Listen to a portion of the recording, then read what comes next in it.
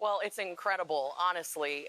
This is long overdue. These are individuals who violated their oath of office, weaponized the justice system with the end goal being a political outcome, which was stop Trump. These individuals intimidated witnesses, they withheld evidence, and I think that their firing should just be the beginning. Honestly, if we're going to be back into a place where we are a nation of law and order and accountability, there need to be legal consequences for these individuals. That is something that the American people demanded in this election, and I think that this is a very good start, but we know how deep the weaponization of our federal government goes, and it's going to take a lot of work, and a lot of people are going to be held to account.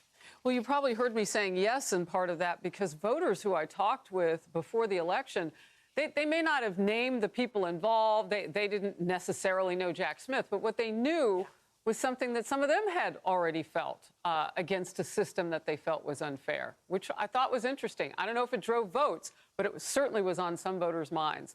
Well, Congresswoman, what would you say to critics who claim that this is retaliation for going after Trump?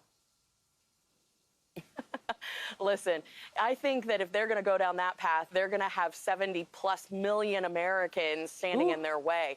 It is far more about the righting of the ship and getting back to a place of law and order, equal justice for all. And what we saw, certainly under the last 4 years, but even prior under Obama, was a systematic targeting of conservatives. And that was across all spheres of government, whether it was the IRS targeting the IRS going after conservative organizations, or we saw people, everyday mom and pop organizations, even individuals, being censored at the behest of the White House, utilizing the FBI. There was countless examples of where conservatives have been targeted through financial systems and otherwise. So this is a long time coming of getting back to the basics of upholding the law.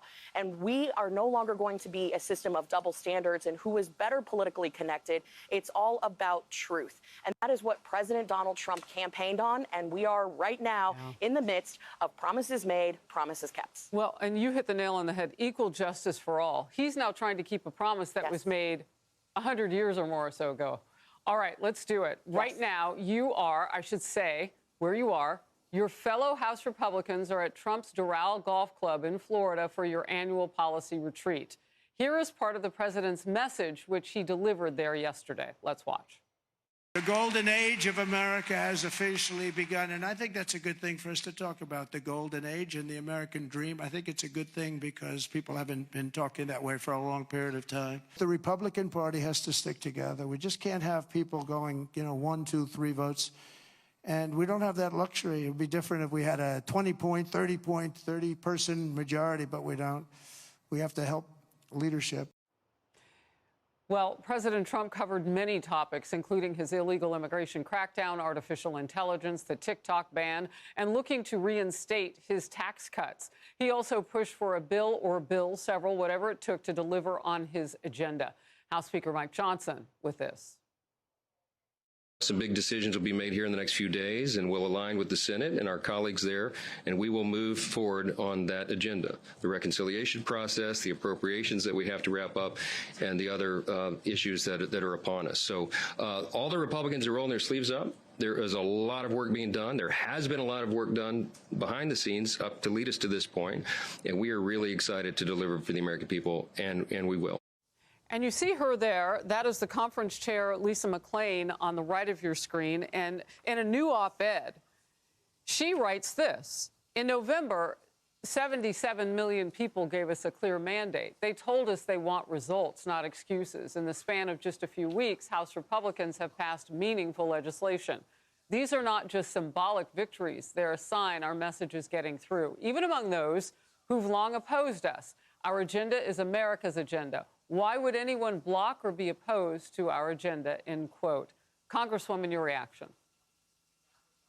Listen, if the last week has been any indication, we've seen more winning in 7 days than we saw in Biden's 4 years. And you can probably tell I'm squinting a little bit. And, I'd like to say that the future's so bright that I got to wear shades, but that wouldn't work for TV.